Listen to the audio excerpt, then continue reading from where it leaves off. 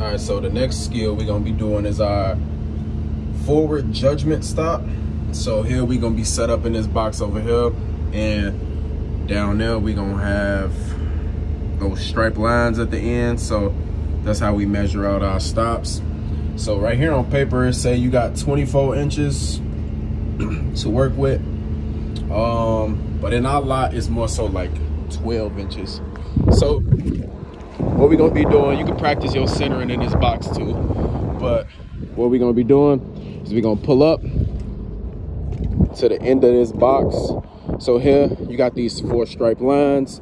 So the goal for this is to get your bumper either over this striped line or in between this striped line and this solid line. So this is about how much space we got to work with. We got about, so yep, instead of 24 inches, you got more like 12 or 13 inches. So less margin for error, but this is what we're gonna be doing going forward. And then we're gonna do the same thing going back. So I'm gonna pull up, going forward.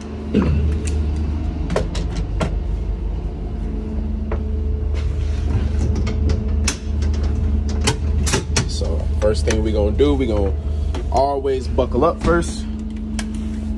So now I'm gonna release my parking brake while I'm pressing down on my service brake, put it in drive. So now I'm just gonna be pulling straight to the end of this box, and then I'm gonna stop when I feel like my bumper is either over that stripe line or in between that stripe and that solid. And again, I'm practicing my centering.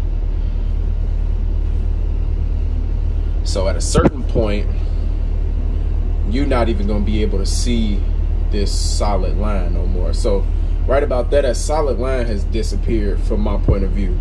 But if you lean forward, you see that you still got a whole lot of room to work with. So this is why we're working on our judgment stop, because even though you don't see it no more, you still got a whole lot of room in front of your bus just because it's a flat nose vehicle. So I'm gonna still move up, and then I'm gonna stop right about there. Right about, yep, there. So now I'm gonna put it in park, neutral. Now we're gonna get out of there.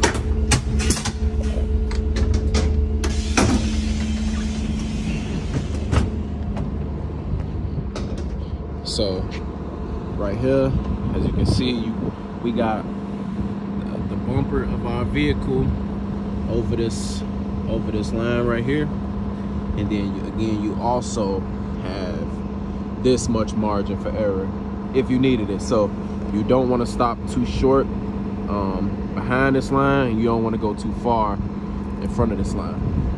So this will be our forward judgment.